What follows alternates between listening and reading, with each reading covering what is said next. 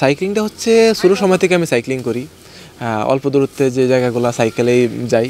তো তারপরে যখন গাজীপুর চলে আসি পড়াশোনার জন্য, তো ওইখানে এসে গাজীপুর সাইক্লিস্ট নামে একটা গ্রুপ আছে, ওই গ্রুপে আমি যুক্ত হওয়ার পরে দেখলাম যে অনেকে একত্রিত হইয়া এক কালারটা জার্সি পইরা তারপরে একদিকে রেলি নিয়ে যায়। এটা আসলে দেখতে সুন্দর, সবাই অ্যাপ্রিসিয়েট করে।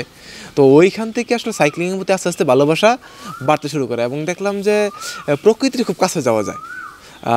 এটা আসলে অন্য কোনো বাহনে সম্ভব না। একদম স্লোলি যাচ্ছি, যে একটা জায়গা ভালো লাগতেছে দেখা থামতেছি, ওই যে আস্তে আস্তে ঘুরতে ঘুরতে সাইক্লিং মানে আস্তে আস্তে ঘুরাও বাড়তেছে, সাইক্লিংয়ের প্রতি ভালোবাসা, প্রকৃতির প্রতি ভালোবাসা দুটোই বাড়তেছে।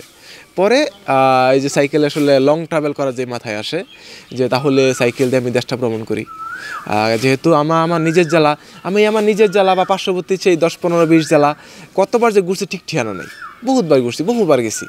তো যেহেতু যত দেখি ততই ভালো লাগে, ভাবলাম তাহলে আমি পুরো দেশটা একবার ঘুরে দেখি।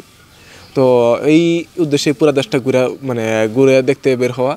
আর দ্বিতীয় বিষয় হলো যে সাইকেল হচ্ছে এমন একটা বাহন যেখানে কোনো কার্বন নিঃসরণ হবে না, জিরো কার্বন। এরা স্বাস্থ্যগত উপকারিতা অনেক বেশি। নিয়মিত সাইক্লিং করলে শরীর সুস্থ থাকে, নর্মাল রোগ ব্যাধি বাসা বাঁধতে পারে না, মানসিক হতাশা, স্ট্রেস এগুলা কমায়, পরিবেশের জন্য উপকার। আমি যদি একটা পরিসংখ্যান দিই, গত 1 বছরে গ্লোবাল তাপমাত্রা 1.5 ডিগ্রি বেড়ে গেছে, যেটা হচ্ছে আমাদের জন্য একটা আসন্ন সংকেত। যদি এভাবে বাড়তেই থাকে একটা সময় পৃথিবীতে আমাদের বসবাসের উপযোগী থাকবে না। তাহলে আমরা যদি এটা থেকে একটু হইলেও পরিত্রাণ পাইতে পারি, আমরা যদি একটু হলেও কার্বন নিঃসরণ কমাইতে পারি, তাহলে এটা আমার সবার জন্যই ভালো।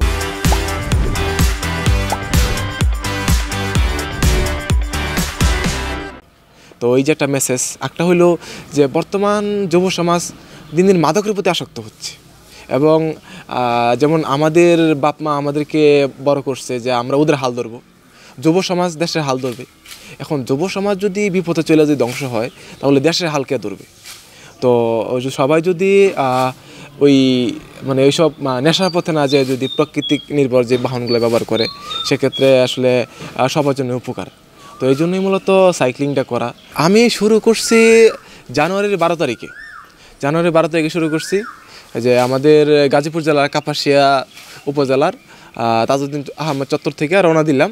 তো তারপরে সর্বশেষ শেষ করছি এসা নরসিংদী 21শে ফেব্রুয়ারি আন্তর্জাতিক মাতৃভাষা দিবস। এটা বিশেষ দিনে আমি আমার ওই রাইডটা সমাপ্ত করছি, এই আর কি।